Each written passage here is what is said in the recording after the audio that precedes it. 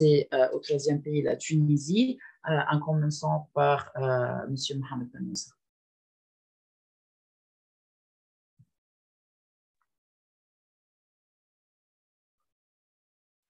Merci beaucoup, chère Sylvia. Merci à Amergé pour l'opportunité. Donc, moi, je vais considérer, comme ça a été dit, la Tunisie. Bien évidemment, la Tunisie, elle a vécu dans son histoire récente, contemporaine, un bon nombre de réformes sociales et juridiques, traitant de sujets divers, fort importants, tels que le Ahd el-Aman, donnant le droit de citoyenneté et de cité pour les Juifs et les chrétiens, 1861, un bref rappel, l'abolition de l'esclavage en 1846, c'était des moments très forts. Bien évidemment, quand on dit abolition, ça ne veut pas dire que l'esclavage a été définitivement évacué, on va y revenir. Et puis, le code du statut personnel en 1956, légiférant pour l'égalité entre l'homme et la femme et abrogeant la polygamie. Bien évidemment, toutes ces réformes sont bonnes, mais maintenant la question qui se pose, quelle en est la réalité sociale, quelle en est la réalité culturelle, comment toutes ces réformes et d'autres ont été appréciées, intégrées, et comment la population et la culture tunisienne s'est appropriée toutes ces réformes. Donc, une question fondamentale, quel a été le niveau d'assimilation de notre société de ces réformes? Et une deuxième, cruciale, je pense, parce que la Tunisie est face à un tournant, quelle société voulons-nous créer et voir émerger? Bien sûr, la question cruciale, à notre avis, c'est cette affaire de l'unité sociétale. Comment l'unité sociétale est-elle vue, perçue? Est-ce qu'elle est vue dans une logique uni-identitaire? Il n'y a qu'une identité au sein de la Tunisie?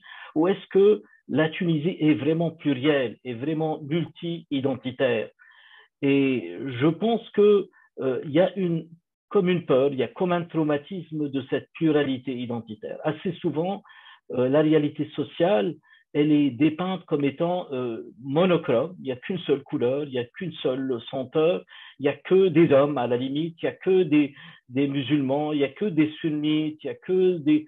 Vous voyez, donc c'est vraiment une univocité de la lecture de la réalité, alors que, honnêtement, la Tunisie est multi-identitaire et la question de l'identité suscite beaucoup de réactions, beaucoup d'inertie. À mon avis, à notre avis, cette question de l'identité, il faut la considérer comme étant réelle actuellement. Les Tunisiens, il y a des athées, il y a des croyants, il y a des hommes, il y a des femmes, il y a des noirs, il y a des blancs.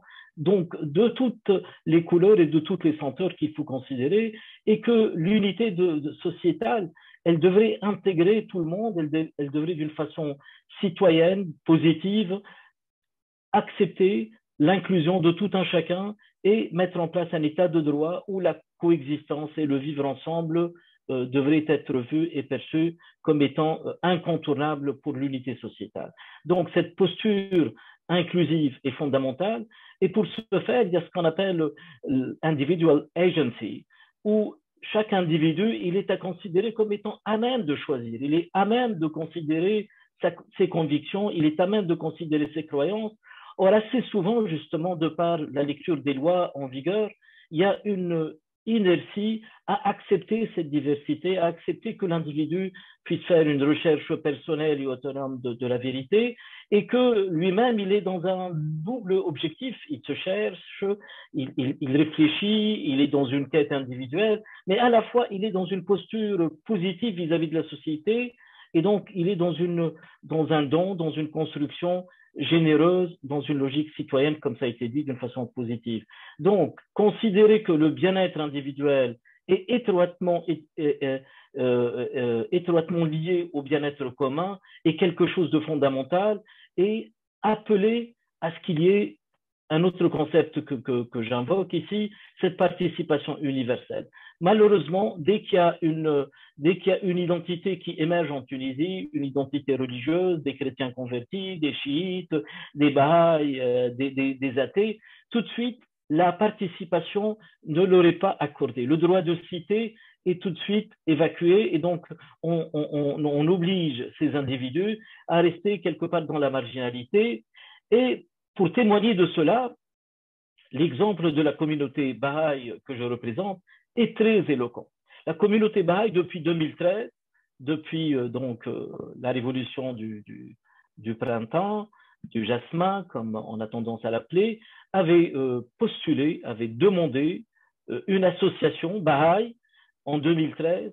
Eh bien, imaginez que jusqu'à nos jours, cette association est confrontée à un refus. L'État refuse d'octroyer, comme il l'a fait pour une association, et des fois, Dieu sait que c'est des associations dangereuses pour la stabilité de la société et du pays, eh bien, l'État refuse de donner droit de cité à la communauté Baha'i en tant que membre actif, en tant que composant de la société, et leur accordant par le biais de cette association une participation vraiment citoyenne.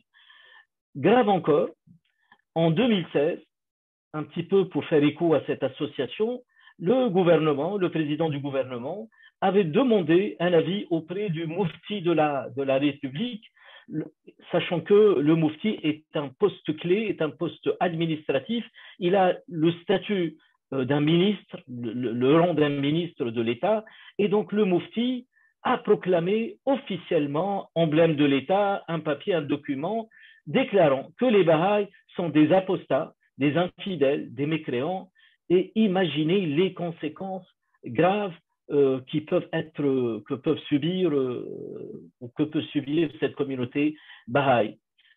Dans la même foulée, le ministre de l'Intérieur, quand on lui a adressé une demande de cimetière, donc la question est de vivre dignement, de contribuer à la construction, à la prospérité du pays, comme tout individu, comme toute communauté, et bien, pire encore, quand il s'agit d'enterrer nos morts en tant que communauté Baha'i, et bien, un refus officiel en 2022 nous a été adressé, reconnaissant qu'on est une communauté religieuse, qu'on est des Tunisiens, mais qu'à défaut d'un grand nombre, je ne sais pas ce que c'est le grand nombre qui est censé être atteint, et bien, nos défunts n'auront pas le droit d'être enterrés. Donc, cette question de droit de cité est fondamentale tant pour les survivants que pour les morts de notre communauté.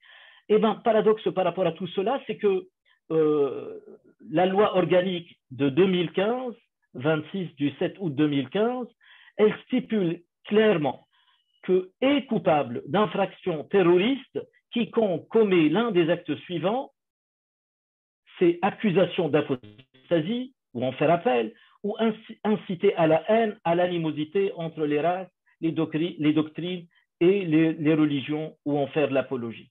Donc tout compte fait, c'est cet acte du Mufti, comme du ministre, comme du président du gouvernement, sont des actes qui sont complètement bannis et par la Constitution, que ce soit de 2014 ou 2022, comme par cette loi organique de 2015 qui condamne toute accusation d'apostasie, et malgré cela, notre État et notre gouvernement continuent à le faire. Bien évidemment, il faut se rappeler le contexte que des personnalités comme nos deux parlementaires, fameux parlementaires, ont été tués rien que par des fatwas comme ça, mais des fatwas qui étaient venus de la part d'individus anonymes à la limite. Mais là, c'est comme c'est une autorité officielle qui est le Mufti, qui est le ministre des Affaires religieuses, qui est aussi le président du gouvernement, eh bien, ces décisions risquent de devenir et de porter atteinte à la vie de notre communauté et des individus. Donc, pour finir, nous insistons que l'affaire n'est pas une affaire de la communauté Baha'i, c'est l'affaire de cette unité sociétale qui est visée. Si nous voulons créer cette unité, il est vital de considérer la diversité de la Tunisie, de toutes ses composantes, chiites, Baha'i, comme je l'ai dit, chrétiens, athées, et à la fois de créer une culture de la diversité, une culture acceptant la diversité et la pluralité. Pareillement, la Tunisie qui a donné à l'humanité, imaginez, 3 papes à l'humanité de la chrétienté. Eh bien, imaginez que dans l'éducation nationale, aucune mention de l'apport, que ce soit du chiisme en Tunisie, la Tunisie qui était fatimide, aucun apport de la chrétienté et aucun apport du judaïsme. Et pareillement, n'en parlons pas, aucun apport de la communauté bahaï. Donc, prôner l'inclusion, c'est accepter la diversité et je vous remercie.